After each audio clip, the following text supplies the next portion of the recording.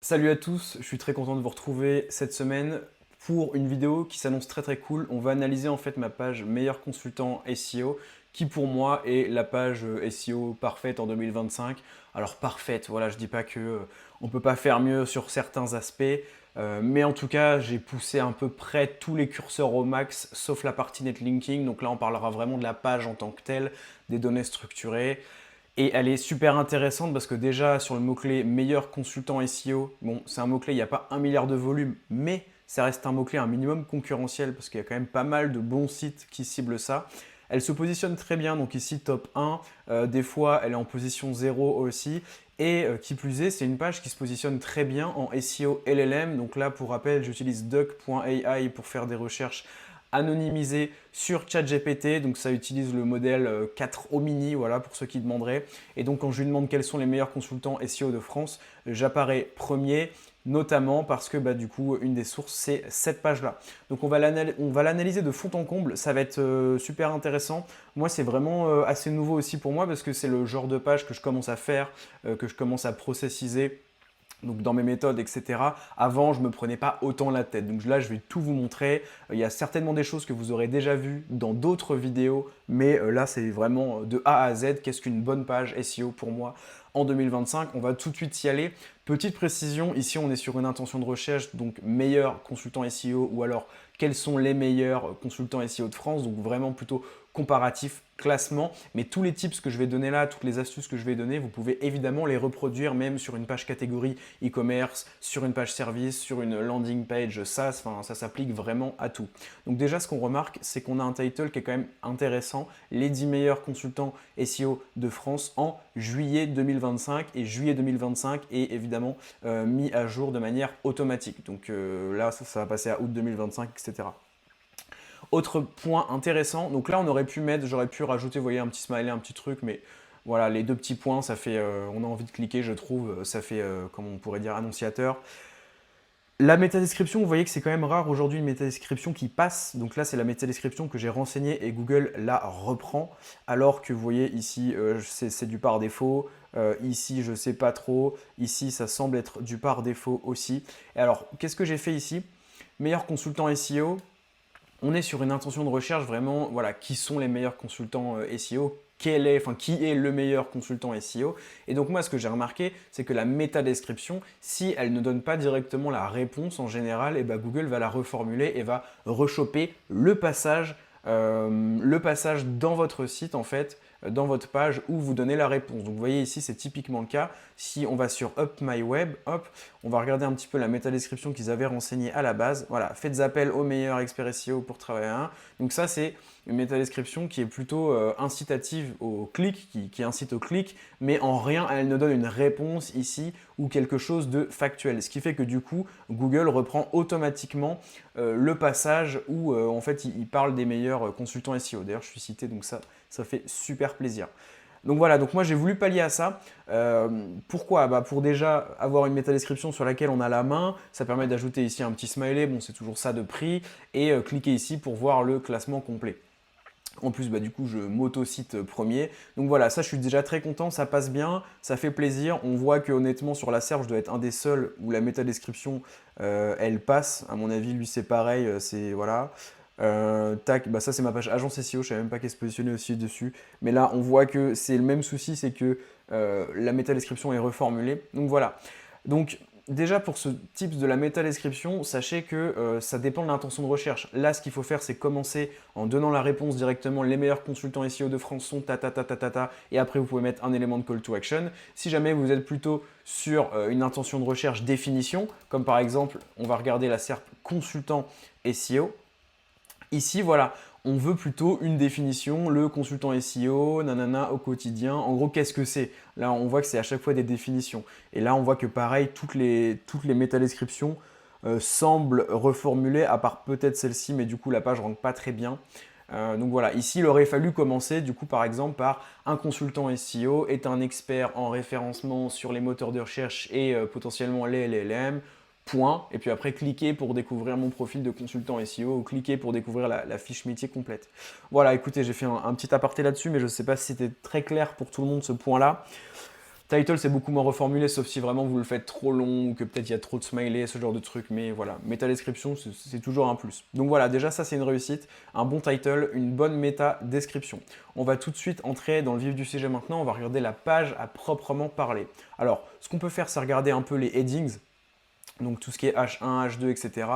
Ça, honnêtement, pour moi, c'est pas ce qui fait la qualité d'une page aujourd'hui. Le H1, a priori, serait pondéré quand même. Mais je veux dire, ça, pour moi, c'est très secondaire, hein, parce que j'ai déjà vu énormément de pages, sur des gros sites notamment, qui se positionnent très bien avec une structure HN complètement dégueulasse. Par contre, le title, vous le savez, il faut vraiment qu'il y ait votre mot-clé dedans. Donc ça, voilà, on peut passer vite fait. En tout cas, on voit que c'est bien fait, entre guillemets, un H2, 2 H3, un H2, un H2. Enfin, c'est déployé de manière logique. La page en tant que telle, donc qu'est-ce que j'essaie de faire directement? Donc ça, c'est mon H1. Il y a un fil d'Ariane, bon ça voilà, je passe dessus, ça permet de faire du lien automatique vers la page consultant SEO, donc c'est très cool. Ici je commence directement en disant voilà, le meilleur consultant SEO de France est Paul Vengeon. Bon évidemment hein, là ce que je vous montre, oui je m'autocite, machin, c'est pas narcissique ou quoi, c'est purement, purement business. Et de toute manière, je vous rassure, la plupart des classements que vous allez trouver sur Google sont tous biaisés, soit sponsorisés ou ce genre de trucs, donc voilà, ici évidemment j'en profite. Cette page-là, d'ailleurs, je rappelle le contexte, mais elle existe déjà depuis, je crois, plus d'un an, et je l'ai retapée récemment pour qu'elle se positionne encore mieux sur Google et sur les LLM, et ça a bien pris, donc je suis très content. Donc voilà, ici, purement business, hein, ça, à la limite, pour le SEO, on s'en fout. Et ici, qu'est-ce qu'on a? On a directement un petit quiz sympa, quel est le meilleur consultant SEO pour vous? Donc ça, c'est très pertinent, ça permet de répondre vraiment à l'intention de recherche de manière personnalisée selon le contexte de la personne. Le but, c'est effectivement aussi de me mettre en avant dans cette réponse-là, donc on peut faire le test. Donc quel est votre projet principal? Allez hop, site e-commerce ou un gros site technique. L'objectif principal, on va dire, voilà, pourquoi pas être visible dans les IA. Budget mensuel, on va dire qu'il y a un gros budget, voilà, hop. Recommandation, Paul Vengeon est le consultant qu'il vous faut. Visibilité IA, indépendant, machin. Prendre contact avec Paul Vengeon. Et là, normalement, ça m'emmène directement ici, dans mon footer pour qu'on me contacte. Donc vous voyez, c'est pas mal, ça permet d'augmenter le temps de session. Il n'y a pas d'intérêt direct SEO LLM, c'est plutôt pour le temps de session et donc le référencement à terme dans Google. Et puis aussi la conversion, parce que vous voyez ici, c'est quand même, c'est subtil, mais ça peut convertir. Donc voilà. Pour ça, donc plutôt objectif temps de session. Et ensuite, qu'est-ce qu'on a? On a du coup la section en résumé que vous connaissez si vous suivez mes vidéos. Alors ça, c'est clairement un truc qui est en test. J'ai pas l'impression aujourd'hui que ça me permette de remonter dans les réponses IA avec une mention selon Paul Vengeon, tatata. Mais voilà, on teste, pourquoi pas. Et puis dans tous les cas, c'est pas horrible. Bon, selon paulvengeon.fr, ça fait un peu bizarre toujours. Mais je veux dire, ça reste un résumé, donc c'est quand même pertinent. Le lecteur se fait pas chier, en tout cas à mon avis. On arrive dans le vif du sujet, on a le top 10 des consultants SEO en France. Donc là, évidemment, objectif, répondre rapidement à l'intention de recherche. La personne de base, elle est venue pour ça. Elle a eu ça, donc je pense qu'elle est contente, mais de base, elle vient clairement pour ça. Avec un classement 1, 2, 3, 4, etc. Donc ça, vous mettez littéralement ce que vous voulez, hein. Moi, dans mon cas, évidemment, je me mets premier. Spécialité, les tarifs, pour qui, voilà. En fait, je me suis dit, clairement, faire un classement des consultants SEO de France, et mettre des critères qui intéressent la personne qui veut potentiellement bosser avec un consultant SEO. Donc en gros, combien ça coûte, même si là c'est indicatif, c'est plus des petits symboles. Est-ce qu'il a eu des bons résultats? C'est quoi sa spécialité et pour qui il est spécialisé? Voilà, très simple. Voilà, donc après, on a de l'informationnel, je vais passer là-dessus, hein, c'est assez basique. Tout ça est fait avec ChatGPT, hein, il faut le savoir, le formulaire est fait avec ChatGPT, le texte est fait avec ChatGPT, du ChatGPT bien prompté, mais du ChatGPT. Donc ça va quand même assez vite, même si voilà, je pense que cette page-là, une page comme ça, je mets quand même 45 minutes à la créer, voire même un petit peu plus si je prends en compte le maillage interne et tout que je fais après, mais ça fait une page vraiment que j'apprécie et je vais vous montrer, il y a d'autres choses, il y a les données structurées, tout ça. Donc comment choisir le bon consultant SEO? Hop, on donne l'info rapidement, une liste à puces, pourquoi faire appel à un consultant SEO indépendant, pareil. Qui suis-je? Donc ça, j'ai bien prompté ChatGPT pour qu'il ne ressorte pas de la merde entre guillemets. Voilà, formé en agence SEO à Paris, donc ça c'est plus objectif réassurance prospect. Et la petite FAQ, pareil, je pense que vous connaissez à connaître. Là, mon but pour moi, c'est de me dire optimiser potentiellement mon apparition dans des requêtes très longue traîne dans les IA.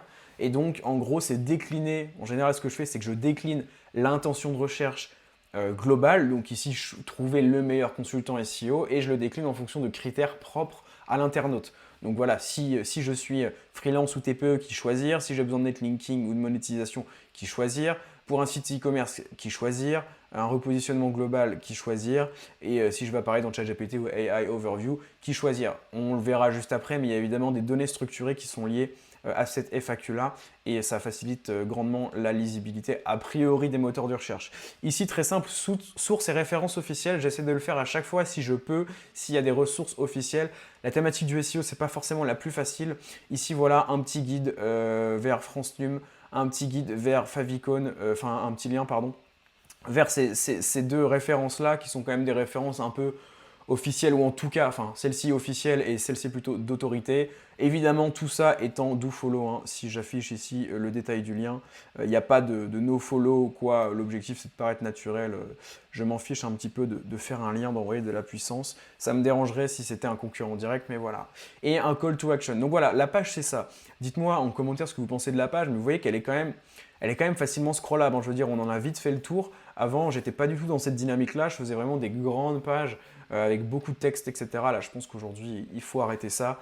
On a aussi des mots-clés en gras, voilà, tableau, liste à puces, bref, vous connaissez. Une page lisible qui va à l'essentiel, qui aide quand même pas mal la personne, surtout qu'elle a ici le petit quiz qui fait la différence, je trouve. Le petit tableau résumé, c'est ce qu'elle est venue chercher. Voilà, c'est assez haut dans la page. Bref, objectif que la personne scrolle la page de A à Z et passe du temps dessus.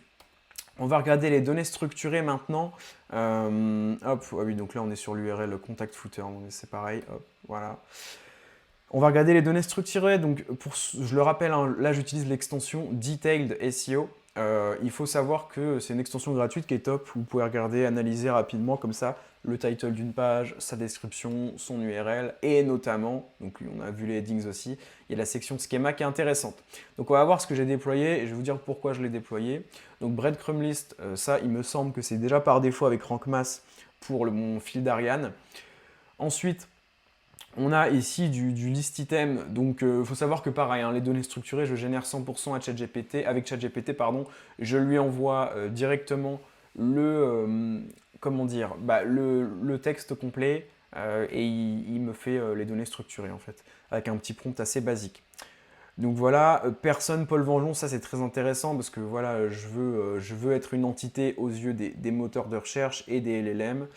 Pareil, Organization, Paul Vengeon, SEO, Image, Object, voilà. Après, Same As, là je mets mes réseaux sociaux, mon mail, voilà, Twitter, la description donc de qui je suis. On a les notes aussi, parce que me semble-t-il, alors je les ai pas ah c'est marrant, les notes je les ai oubliées, j'ai oublié de les déployer sur la page, mais du coup, normalement, je pense que ah non, ça ressort pas du coup, bon, c'est intéressant. Enfin bon bref, ça c'est vraiment secondaire, sauf si vous avez tout ce qui est page produit, etc. Mais sinon c'est vraiment pas obligatoire. Donc ouais, il y a directement un type aggregate rating. Ici le type web page, donc là on rappelle un petit peu le titre de la page, tout ça. En fait c'est classique, mais si vous demandez à ChatGPT de vous faire ça, ça va le faire très facilement. Et du coup, fact page avec chaque question, chaque réponse, donc ça qui est intéressant. Voilà, en gros, c'est globalement le genre de page que je fais aujourd'hui. Ça prend un peu de temps parce qu'il y a quand même pas mal d'étapes. Déjà, il faut générer un bon texte. Après, il faut reprendre ce qu'il fait pour lui dire voilà, dans le classement, tu me mets ça, ça, ça.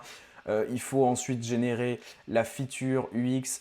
Il faut ensuite générer tout ce qui est source. C'est pareil, ça prend un petit peu de temps. C'est rapide, mais c'est plein de petites étapes qui s'additionnent.